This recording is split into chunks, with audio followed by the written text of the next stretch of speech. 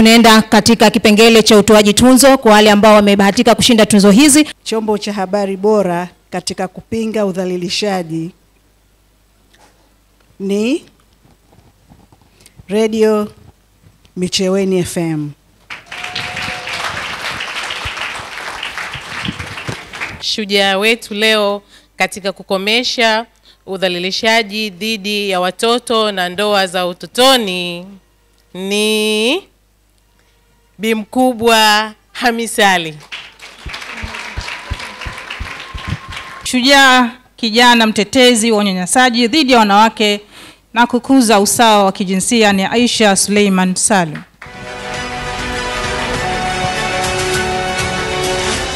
Mwanaharakati chipukizi shujaa ni Fatma Saidi Juma. Makofi mengi tafadhali. Mwanaharakati shujaa katika kuhamasisha afya ya uzazi ni Salum Ali Sudi. Makofi mengi tafadhali kwa Salum Ali Sudi, mwanaharakati shujaa katika kuhamasisha afya ya uzazi. Mwanaharakati shujaa katika utetezi wa haki za watu wenye ulemavu ni Nasir Salum Ali.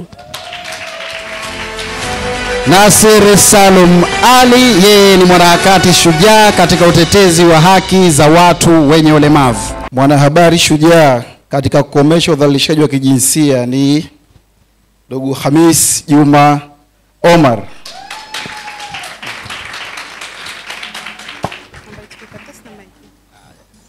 Vitendo vya udhalilishaji ni janga la dunia linalohitaji jitihada za pamoja katika kupambana nalo.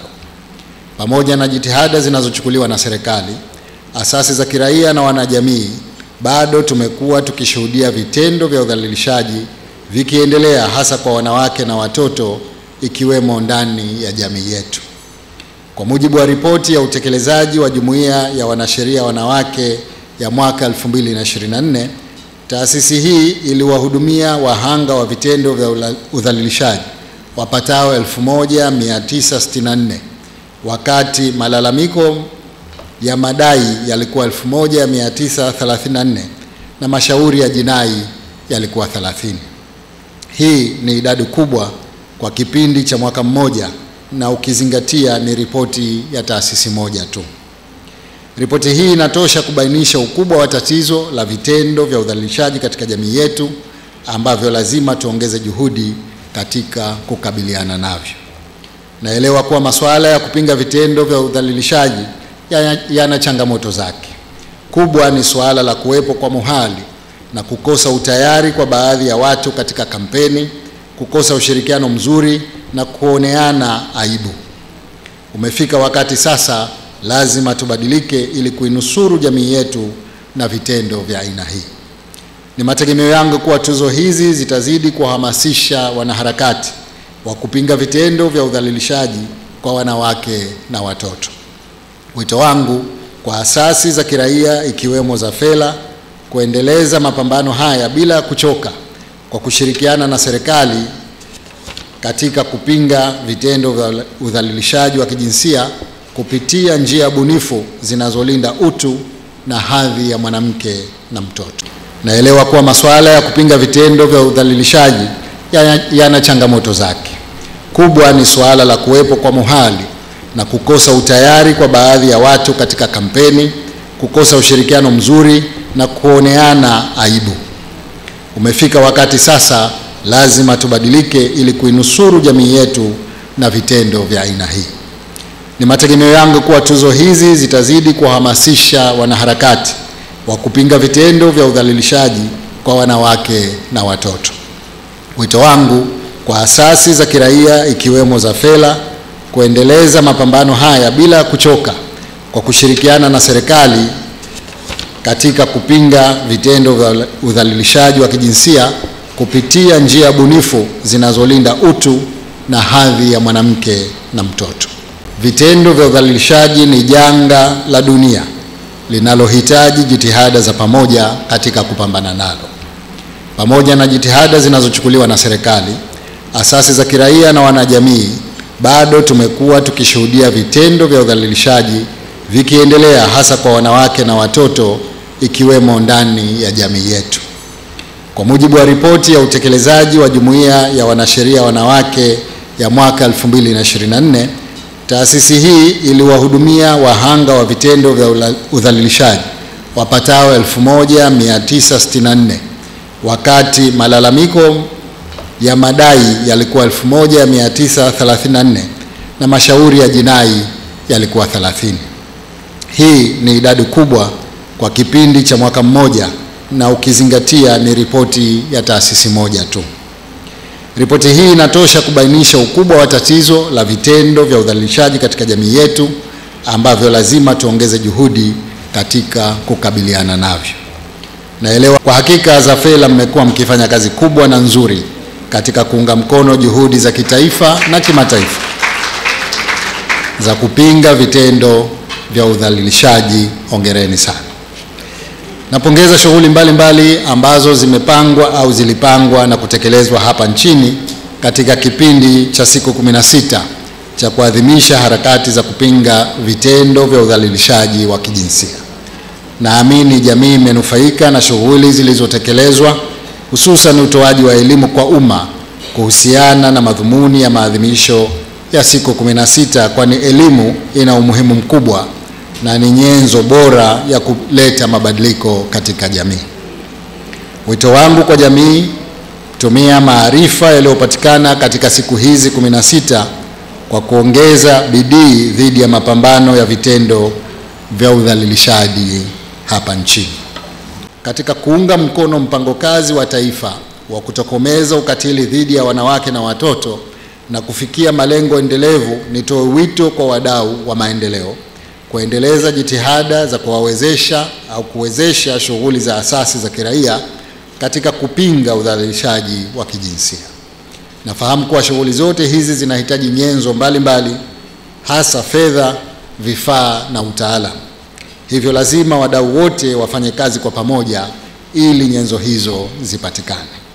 Natumia fursa hii kuwaagiza viongozi wa serikali kutoa ushirikiano wa karibu kwa wanaharakati na wadau mbalimbali katika harakati zao za kupambana na kupinga vitendo hivi.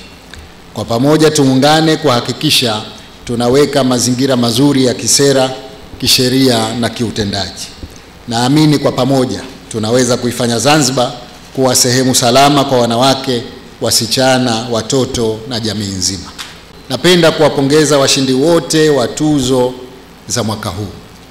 Hakika mfano wenu wa ujasiri na moyo wa kujitolea unastahili kuenziwa na kuigwa. Aidha, kwa wale ambao hawakupata tuzo leo, nafahamu kuwa mnatekeleza majukumu yenu kwa bidii na dhamira njema ili mara zijazo na nyinyi muwe miongoni mwa watunukiwa. Nasaha zangu kwenu, endeleeni na harakati hizi kwa sababu juhudi zenu zinaonekana na zinathaminiwa na jamii yote. Wito wangu ni kuwa kila mmoja wetu ana wajibu katika mapambano haya. Hapana shaka kuwa Zanzibar bila ukatili wa kijinsia inawezekana.